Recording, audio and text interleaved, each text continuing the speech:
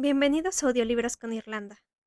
Los libros son grabados por personas reales. No utilizamos IA, por lo que agradecemos tu comprensión si hay algún error en la pronunciación. Espero disfrutes el libro y bienvenido. 1547. Acaban de trasladarme de la sala de recuperación a la UCI de traumatología. Es una habitación en forma de herradura, con 12 camas y un equipo de enfermeros que no paran de moverse de un lado a otro. Leen los registros de las constantes vitales, que los ordenadores imprimen como churros al pie de cada cama. En el centro hay más ordenadores y una gran mesa de trabajo. Además de los médicos, 2 enfermeros se ocupan de mí. Un hombre pálido y taciturno, de pelo rubio y bigote, que no me gusta demasiado, y una mujer de voz cantarina y piel negra azulada. Me llama cariño y continuamente me alisa la ropa de la cama, aunque yo no haga el menor movimiento. Me han puesto tantos tubos y cables que me cuesta contarlos. Uno metido en la garganta para que respire por mí, otro por la nariz para mantener el estómago vacío, otro en la vena para hidratarme, otro en la vejiga para el pipí, varios en el pecho para registrar el latido del corazón, otro en el dedo para controlar el pulso. El respirador artificial tiene un ritmo relajante, como un metrónomo. Dentro, fuera, dentro, fuera. Aparte de los médicos, los enfermeros y un asistente social, nadie ha entrado a verme. La asistente social habla con mis abuelos en tono bajo y compasivo. Les dice que mi estado es grave. No sé muy bien qué significa grave. En la televisión el estado de los enfermos siempre es crítico o estable. Grave suena fatal. Suena a algo sin solución. Ojalá pudiéramos hacer algo. Se lamenta la abuela. Me siento inútil esperando aquí sin hacer nada. Veré si consigo que les dejen pasar a verlo un rato, dice la asistente social. Tiene el pelo rizado y cano, y una mancha de café en la blusa. Su rostro es amable. Aún le duran los efectos de la anestesia, y estará conectado a un respirador mientras se recupera del trauma. Pero incluso a los pacientes comatosos les ayuda a oír la voz de sus seres queridos. El abuelo emite un gruñido de respuesta. ¿Tienen a alguien que llamar?, pregunta la mujer. ¿Algún pariente que pueda estar aquí con ustedes? Comprendo que esto es muy duro, pero cuando más fuertes se muestren, más ayudarán a Mía. Me sobresalta al oír mi nombre. Un recordatorio de que están hablando de mí. La abuela le comenta que hay varias personas de camino al hospital. Tías, tíos. No oigo el nombre de Adam. Es Adam a quien quiero ver. Ojalá supiera dónde está para intentar llegar hasta él. No sé cómo va a enterarse de lo que me ha ocurrido. Los abuelos no tienen su teléfono y tampoco usan móvil, así que él no puede llamarlos. Y ni siquiera sabrá que debe llamar a ellos. Las personas que normalmente podrían comunicarle que he sufrido un accidente no están en situación de hacerlo. Me planto delante de la forma inerte llena de tubos y rodada de pitidos que soy yo. Tengo la piel grisácea y los ojos tapados con esparadrapo. Ojalá alguien me lo quitara. Da la impresión de que pica. La enfermera simpática se acerca presurosa. Lleva piruletas en el uniforme, aunque no estamos en una unidad pediátrica. ¿Cómo te va, guapísima?, me pregunta como si acabáramos de encontrarnos en una tienda. Al principio, la relación con Adam no fue un lecho de rosas.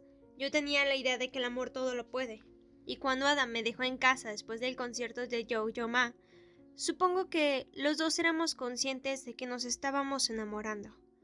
Yo creía que llegar hasta ahí era lo más difícil.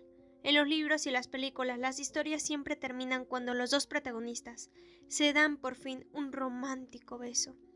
La parte de "y fueron felices y comieron perdices" se da por supuesta. En nuestro caso no fue exactamente así. La enorme distancia que nos separaba en el mundo social tenía esos inconvenientes. Seguíamos viéndonos en el ala de música, pero esos encuentros no pasaban de ser platónicos, como si ninguno de los dos quisiera estropear la relación yendo más lejos. Sin embargo, siempre que nos encontrábamos en otros lugares del instituto, cuando nos sentábamos en la cafetería o estudiábamos en el patio en los días soleados, nos faltaba algo. Nos sentíamos incómodos. Las conversaciones parecían forzadas. Siempre empezábamos a hablar al mismo tiempo, Sigue tú, decía yo. No, tú, replicaba él. Tanta cortesía era penosa. Yo quería superarla, volver a la magia de la noche del concierto, pero no sabía muy bien cómo lograrlo. Adam me invitó a verlo tocar con su banda. Fue peor aún que en el instituto. Si en mi propia familia me sentía como un pez fuera del agua, entre las amistades de Adam era como un pez en Marte. Él siempre estaba rodeado de gente enrollada y vivaz, de chicas guapas con el pelo teñido y piercings, de tipos distantes que se animaban cuando Adam hablaba de rock con ellos.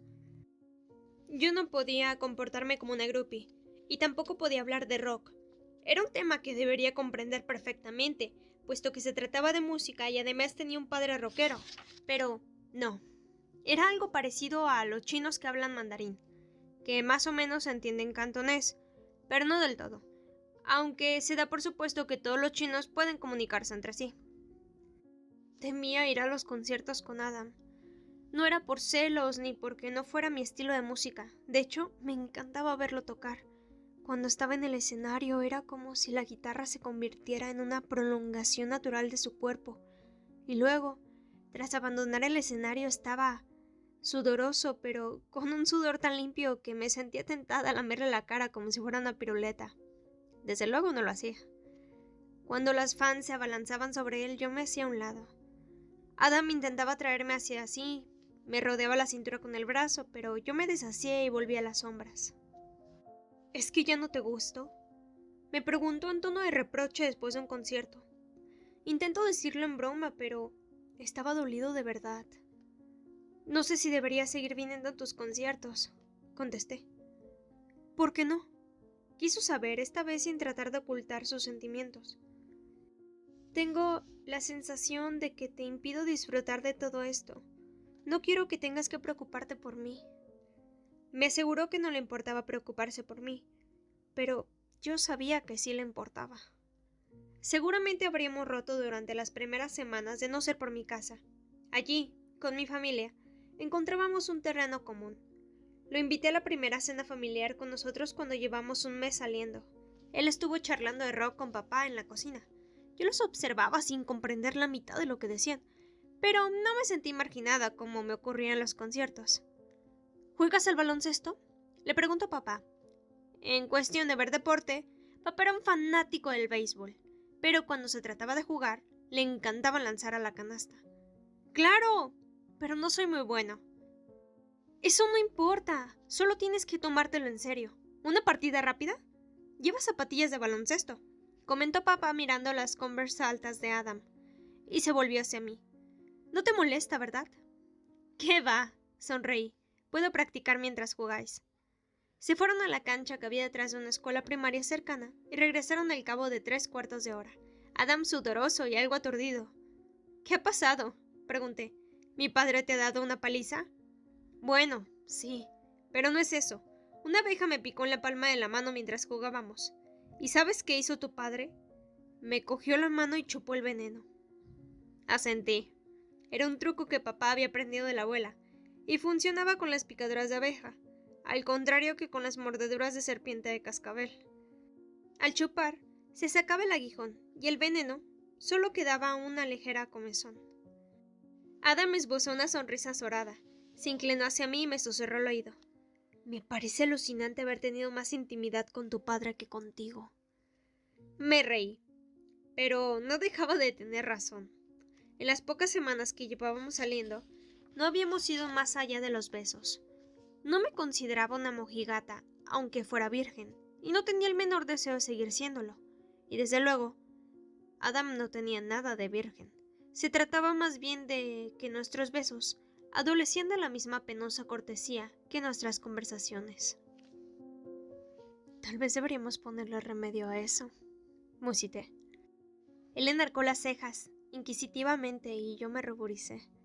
Durante toda la cena no dejamos de sonreírnos mientras escuchábamos a Teddy, que parloteaba sobre los huesos de dinosaurios, que al parecer había desenterrado por la tarde en el jardín de atrás. Papá preparó su famoso asado a la sal, mi plato favorito, pero yo no tenía hambre y no hacía más que empujar la comida de un lado a otro del plato, esperando que nadie se diera cuenta, y dentro de mí Oí una pequeña vibración creciente. Pensé en el diapasón con que afinaba el cello. Al golpearlo, produce vibraciones en la. Vibraciones que aumentan y aumentan hasta que el tono armónico llena la habitación. La causa de mi vibración era la sonrisa de Adam. Después de cenar, Adam echó un rápido vistazo a los hallazgos fósiles de Teddy. Luego subimos a mi habitación y cerramos la puerta. A Kim no le permiten estar sola en casa con chicos, aunque en realidad nunca ha surgido tal posibilidad. Mis padres no habían establecido norma alguna a ese respecto, y yo tenía la sensación de que sabían lo que pretendíamos Adam y yo. Aunque a papá le gustaba hacerse el estricto, en realidad ambos eran unos blandos en lo tocante al amor. Adam se tumbó en mi cama y estiró los brazos por encima de la cabeza. Toda su cara sonreía, ojos, nariz y boca. «Toca conmigo», dijo. «¿Qué?» «Quiero que me toques como si fuera un cello». Iba a replicar que no dijera tonterías, pero, de pronto, pensé que tenía sentido. Fui al armario y saqué uno de mis arcos de repuesto. «Quítate la camisa», pedí con voz trémula. Lo hizo. A pesar de su delgadez, era sorprendentemente musculoso. Podría haberme pasado 20 minutos contemplando los contornos de su pecho, pero él me quería más cerca. Yo también lo deseaba. Me senté a su lado de manera que tenía su largo cuerpo tendido ante mí. El arco tembló cuando lo dejé sobre la cama. Alargué la mano izquierda y le acaricié la cabeza, como si fuera la voltura de mi cello. Él volvió a sonreír y cerró los ojos. Me relajé un poco. Le toqueteé las orejas como si fueran clavijas. Y luego le hice cosquillas juguetonamente y él rió por lo bajo. Coloqué 2 dedos sobre la nuez. Respiré hondo para armarme de valor y pasé al pecho. Recorrí el torso con las manos en toda su longitud, deteniéndome en los tendones para asignarle una cuerda a cada uno. La, re, sol, do. Los acarició uno a uno con la yema de los dedos. Adam permaneció muy callado, como concentrándose en algo. Cogí el arco y se lo pasé suavemente por las caderas, donde estaría el puente del cello. Toqué con suavidad al principio, y luego con más fuerza y velocidad, a medida que aumentaba la intensidad de la canción que sonaba en mi cabeza. Adam permanecía inmóvil. De sus labios escapaban leves gemidos. Miré el arco, miré mis manos, miré el rostro de Adam, y me sentí invadida por el amor, la lujuria y una desconocida sensación de poder. Jamás había imaginado que pudiera lograr que otra persona se sintiera así. Cuando terminé, él se incorporó y me dio un largo y profundo beso. «Mi turno», dijo entonces. Hizo que me levantara y empezó por quitarme el suéter por la cabeza y bajarme un poco los tejanos. Luego se sentó en la cama y me tumbó sobre sus rodillas. Al principio no hizo nada más que abrazarme. Yo cerré los ojos y traté de sentir sus ojos en mi cuerpo, viéndome como nadie me había visto en la vida. Luego empezó a tocar. Rasgueó los acordes en mi pecho, haciéndome cosquillas y reí. Suavemente movió las manos hacia abajo y entonces dejé de reír. Las vibraciones del diapasón aumentaban de intensidad cada vez que Adam me tocaba en un sitio nuevo. Al cabo de un rato, cambié a un estilo más español en el movimiento de los dedos. Utilizaba la parte superior de mi cuerpo como mástil, acariciándome el pelo, la cara, el cuello. Punteaba en mi pecho y en mi estómago, pero yo lo notaba en sitios a los que sus manos ni se acercaban. Su energía iba en aumento a medida que me tocaba, y mi diapasón enloqueció, provocándome vibraciones por todo el cuerpo hasta dejarme sin aliento. Y, cuando creía que ya no podía soportarlo más, el torbellino de sensaciones alcanzó un vertigoso crescendo que excitó todas y cada una de mis terminaciones nerviosas. Luego, abrí los ojos, saboreando la cálida calma que me inundaba. Me eché a reír. Adam también. Nos besamos durante un rato hasta que él tuvo que irse a casa. Cuando lo acompañé hasta el coche, sentí deseos de decirle que lo amaba, pero me pareció demasiado tópico después de lo que habíamos hecho. Así que esperé y se lo dije al día siguiente. ¡Qué alivio, chica! Pensaba que a lo mejor querías usarme solo como objeto sexual, bromeó él sonriente. Después de aquello, seguimos teniendo nuestros problemas, pero la excesiva cortesía dejó de ser uno de ellos. 16:39. He reunido una pequeña multitud. La abuela y el abuelo, el tío Greg, la tía Diane, la tía Kate, mis primos Heather, John y David. Papá tenía 4 hermanos, así que hay montones de parientes. Nadie habla sobre Teddy, lo que me induce a pensar que no está aquí. Seguramente sigue en el otro hospital, atendido por Willow. Los parientes se reúnen en la sala de espera. No es la habitación pequeña de la planta de cirugía en la que aguardaron los abuelos durante mi operación, sino una más grande en la planta baja del edificio, decorada con gusto en tonos malva, con sillas y sofás confortables, y revistas casi actuales. Todos hablan todavía en voz baja, como si quisieran mostrarse respetuosos con los demás, aunque en la estancia solo se encuentra mi familia. Todo es demasiado serio, demasiado ominoso.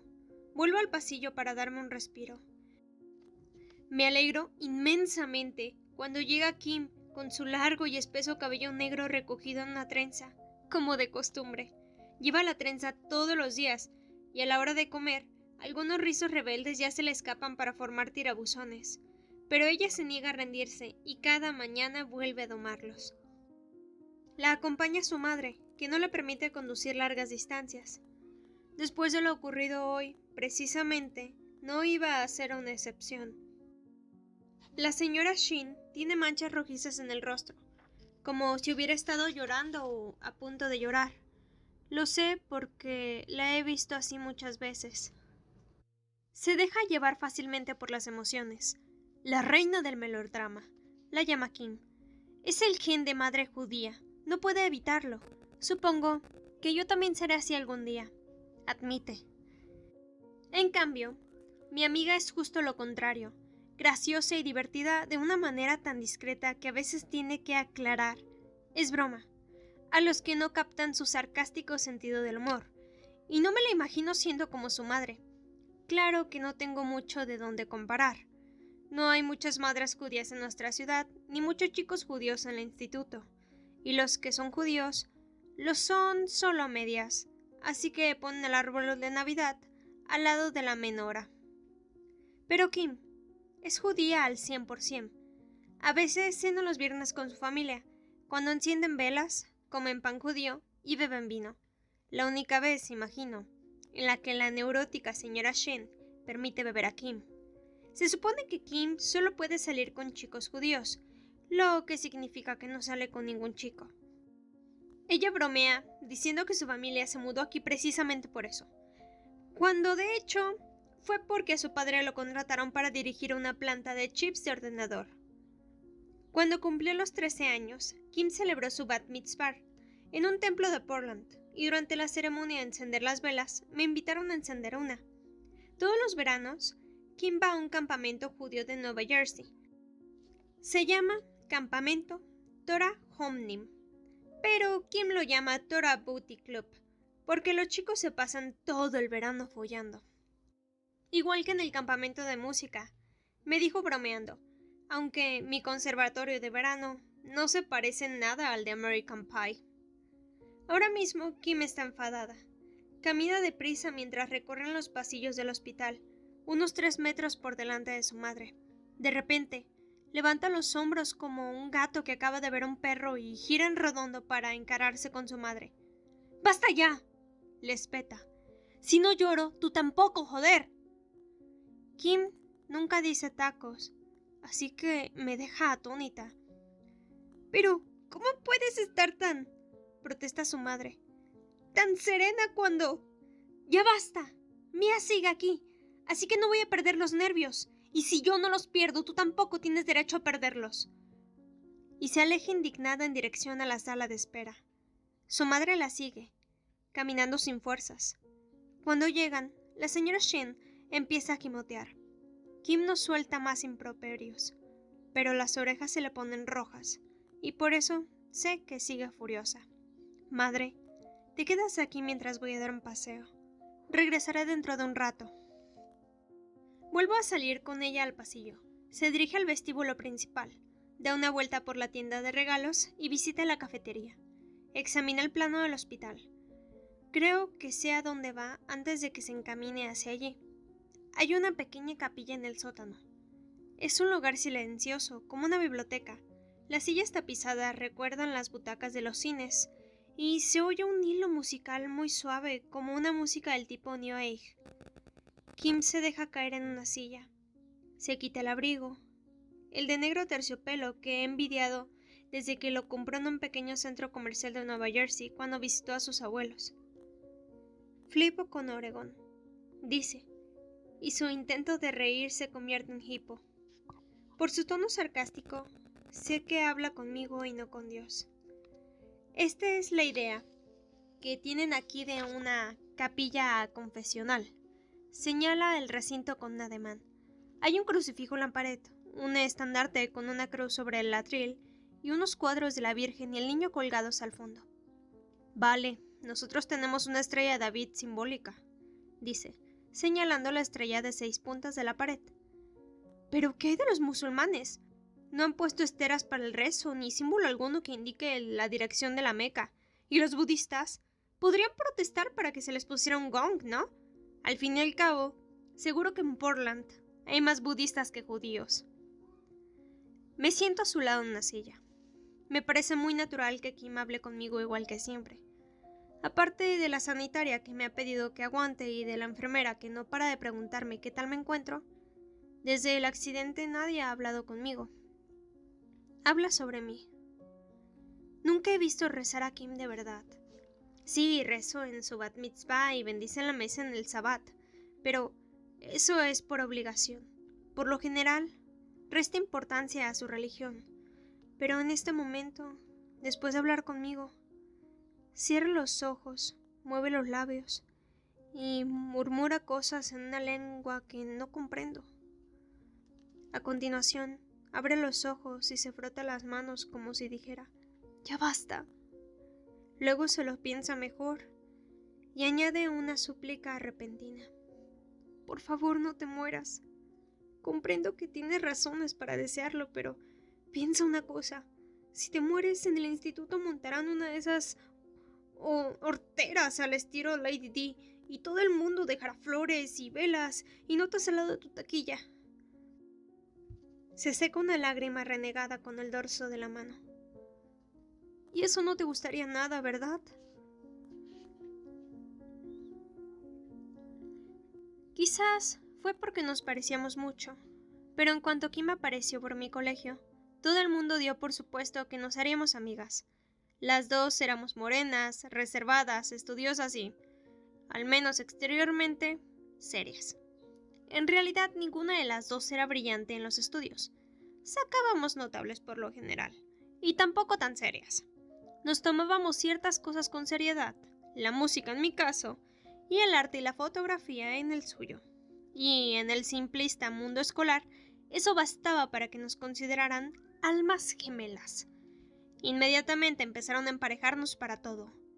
En su tercer día de clase, Kim fue la única que se presentó voluntaria para capitana del equipo de fútbol en educación física, lo que me hizo pensar que era una pelotillera insufrible. Mientras ella se ponía la camiseta roja, el profesor paseó la mirada por el resto de la clase para elegir al capitán del otro equipo. Y sus ojos se posaron en mí, a pesar de que yo era una de las chicas menos atléticas. Al acercarme para coger mi camiseta, pasé por delante de Kim y musité. «Muchas gracias». A la semana siguiente, la profesora de inglés nos emparejó para un debate oral sobre matar a un ruiseñor. Estuvimos sentadas cara a cara en absoluto silencio durante unos 10 minutos, hasta que al final dije: supongo que deberíamos hablar sobre el racismo en el Viejo Sur o algo así. Kim puso los ojos en blanco y sentí ganas de arrojarle un diccionario a la cabeza. Yo misma me sorprendí al descubrir lo mucho que la detestaba. Leí el libro en mi anterior escuela, dijo. El racismo es el tema más obvio, pero yo creo que el tema más importante es el de la bondad de las personas. ¿Son buenas personas por naturaleza y se vuelven malas por culpa del racismo? ¿O son malas por naturaleza y han de esforzarse para no serlo? Si tú lo dices, repliqué. En cualquier caso, es un libro estúpido. No sé por qué dije eso, porque en realidad el libro me gusta mucho y lo había comentado con mi padre. Yo lo estaba usando también para sus clases. Detesté a Kim aún más por hacerme traicionar uno de los libros que más me había disfrutado. Vale, pues tratemos el tema del racismo si prefieres, dijo ella, y cuando nos pusieron un aprobadillo, pareció regodearse con la mediocre nota. Después de aquello, nos limitábamos a no hablarnos más. Eso no impidió que los profesores siguieran emparejándonos, ni que los demás alumnos dieran por supuesto que éramos amigas. Y cuanto más evidente se hacía, más nos contrariaba, y peor nos caíamos. Cuanto más pretendía juntarnos el mundo, más nos rechazábamos. Intentábamos fingir que la otra no existía, a pesar de que cada una era la némesis de la otra, lo que nos mantenía ocupados durante horas. Me sentí obligada a buscar razones para detestar a Kim. Se hacía la santita, era irritante y quería presumir cuando en realidad era una pringada. Más adelante, descubrí que ella había hecho lo mismo conmigo, aunque su principal queja era que me consideraba una arpía. Y un día, incluso me lo dijo por escrito. En clase de inglés, alguien lanzó una pelotita de papel junto al pie derecho. Lo recogí y la abrí. Ponía arpía. Nadie me había llamado así hasta entonces, y aunque en ese momento me puse furiosa, en el fondo también me halagó haber despertado sentimientos tan intensos como para merecer ese apelativo. La gente se lo decía a mamá a menudo, tal vez porque le costaba horrores moderarse la lengua y podía resultar brutalmente franca si no estaba de acuerdo con alguien. Estallaba como una tormenta de verano y luego se le pasaba con igual rapidez. En cualquier caso, a ella no le importaba que la llamaran arpía. Es otra manera de llamarme feminista, decía, orgullosa. Incluso papá se lo llamaba a veces, aunque siempre en broma y como cumplido. No era tan tonto como para hacerlo durante una discusión. Levanté la vista del libro de lengua. Solo había una persona que pudiera haberme lanzado aquella nota, pero me costaba creerlo. Pasé la mirada por la clase. Todos estaban concentrados en el libro, excepto Kim. Tenía las orejas tan rojas, parecían iluminar los tirabuzones que le caían a los lados de la cara. Además, me estaba fulminando con la mirada. Tal vez yo tuviera solo 11 años y fuera un poco inmadura en lo tocante a relaciones sociales, pero sabía reconocer un desafío cuando lo veía, y no me quedó más remedio que aceptarlo. Al hacernos mayores, a las dos nos gustaba bromear diciendo que nos alegrábamos de haber tenido aquella pelea con puños. No solo cimentó nuestra amistad, sino que nos proporcionó nuestra primera y seguramente única oportunidad de una buena reyeta. ¿En qué otro momento iban a llegar a las manos dos niñas como nosotras? Yo me peleaba a veces con Teddy, revolcándonos por el suelo, y le propinaba pellizcos, pero ¿una pelea a puñetazos? Teddy era muy pequeño y, aunque hubiera sido mayor, mantenía un vínculo muy especial con él. Le había hecho de canguro desde que era un bebé. Jamás podría haberle hecho daño. ¿Y Kim? Era hija única, así que no tenía hermanos con quien pegarse. Tal vez en el campamento podría haberse metido en alguna trifulca, pero las consecuencias habrían sido nefastas. Largas horas de seminarios de resolución de conflictos con los mediadores y el rabino. Mi gente sabe cómo luchar contra los mejores, pero con palabras, con montones de palabras, me dijo Kim en una ocasión. Sin embargo, aquel día de otoño nos peleamos a puñetazo limpio. Cuando sonó el timbre a la última clase, sin pronunciar palabra, salimos al patio y dejamos las mochilas en el suelo, que estaba mojado por la persistente llovizna caída todo el día.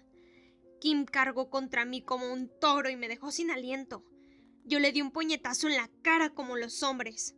Una multitud de niños se remolinó alrededor para contemplar el espectáculo. Las peleas no se daban con frecuencia en nuestro colegio, y menos entre chicas. Si además estas eran de las buenecitas, la situación cobraba un interés especial. Cuando los profesores consiguieron separarnos, la mitad de sexto curso estaba allí mirándonos. De hecho, fue el coro de alumnos lo que alertó a los monitores del patio. Supongo que la pelea acabó en empate. Yo tenía el labio partido y una muñeca mayugada.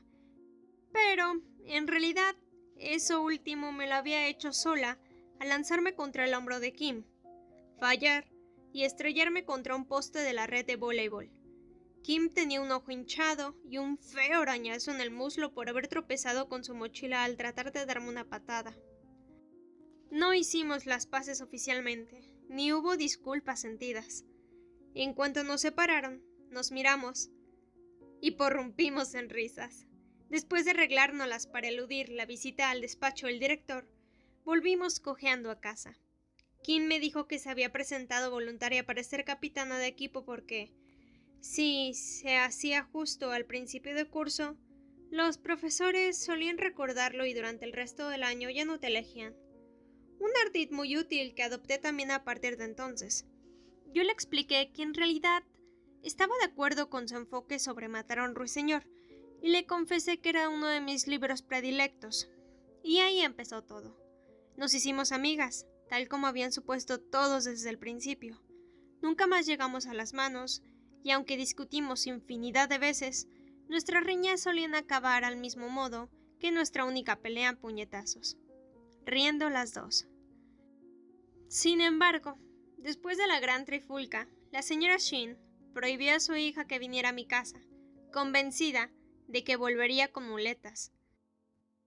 Mamá se ofreció para ir a limar asperezas, pero creo que papá y yo comprendimos que, dado su carácter, esa misión diplomática podía acabar con una orden de alejamiento para toda nuestra familia.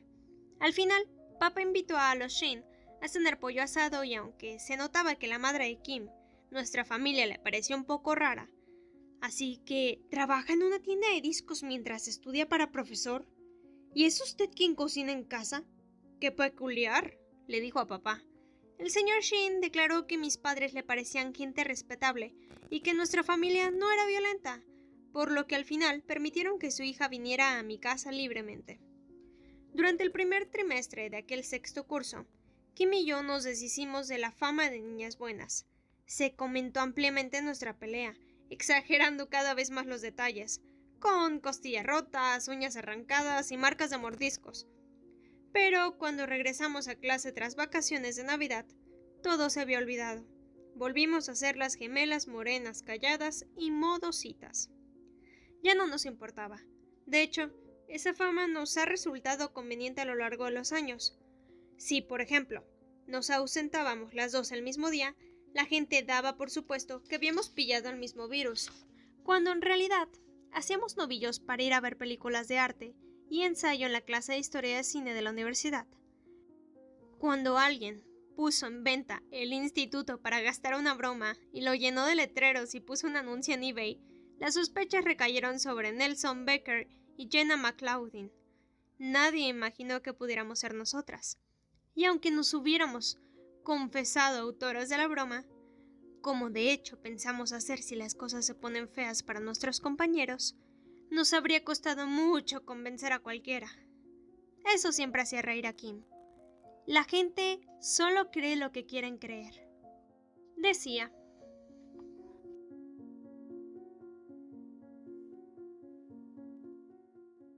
Si te ha gustado el video, puedes dejarnos un like y suscribirte para poder seguir trayéndote más audiolibros.